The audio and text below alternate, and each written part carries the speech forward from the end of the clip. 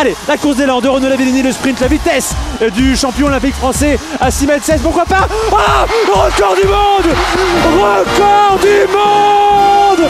Renaud Lavillenie est le nouveau recordman du monde du saut à la perche, 6,16 m. Sergueï Boubka est debout. Beaucoup d'hommages, y compris jusqu'à Sochi, jusqu'aux Jeux Olympiques d'hiver. Nous sommes en direct avec Caroline Bauer. Bonsoir Caroline. On a suivi en direct cet après-midi cet exploit qui a été évidemment salué immédiatement. Oui, le Club France a vécu un petit peu à sa manière, mais avec beaucoup d'émotion, ce record du monde de Renaud Lavillenie. Vous savez, ici au Club France, ce sont les épreuves des Jeux Olympiques qui sont retransmises du matin au soir. Mais dès l'annonce de l'information, eh bien, le Comité Olympique Français, le CNOSF, en quelque sorte bousculé les traditions, les programmes. Plus de Jeux Olympiques, c'était BFM TV pour suivre les images de Renaud Lavillenie qui franchissait cette barre à 6,16 m. Et en premier lieu, au premier rang devant BFM TV, il y avait Denis Masseglia, le président du Comité Olympique Français, ahuri mais aussi ému.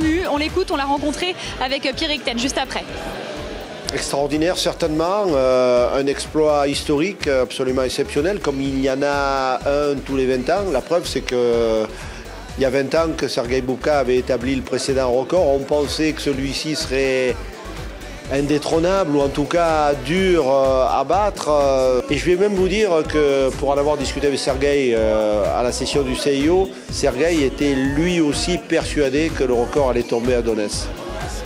Et il y a vraiment un lien entre les JO d'hiver et Renaud Lavillenie. Sachez que tout à l'heure, le premier sportif à avoir adressé un message de félicitations à Renaud Lavillenie, c'était Martin Fourcade, double champion olympique de biathlon. Et ça tombe bien, puisque quand Martin Fourcade a obtenu, il y a quelques jours, sa première médaille d'or ici à Sochi, son premier message de soutien venait d'un certain Renaud Lavillenie.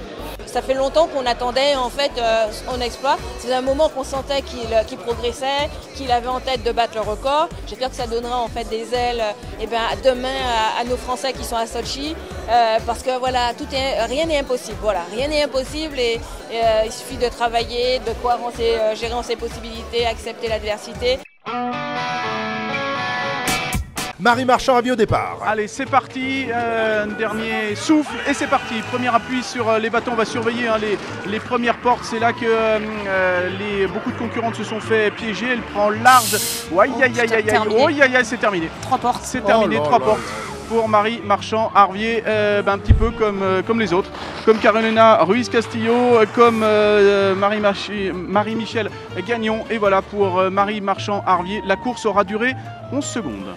Eh ben dis donc, quelle catastrophe. C'est difficile de passer la deuxième épreuve de la journée. Après être sorti, il faut affronter les journalistes, affronter la réalité. C'est un moment difficile dans ma carrière parce que j'ai préparé ces jeux avec beaucoup d'envie et là aujourd'hui c'est un peu dur. J'avais beaucoup d'envie aujourd'hui. Je sais que sur la descente j'étais partie avec de très bonnes intentions.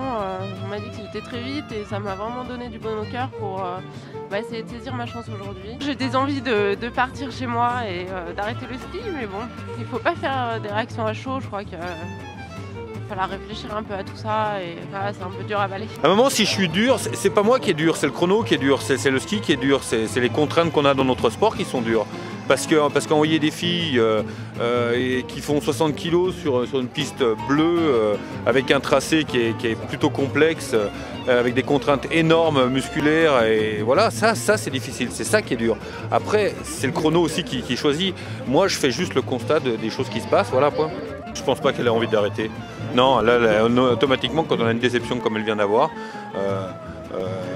ça va être quelques jours, voire une semaine où ça va être dans le dur. Après, il faut savoir rebondir, mais non, je pense pas qu'elle va arrêter. Qu'est-ce que tu vas lui dire justement pour pas qu'elle arrête ou pour la remotiver? Comme j'ai pu le lire sur 2-3 commentaires, ça c'est des discours que je vais avoir qui sont d'entraîneur à entraîner, simplement.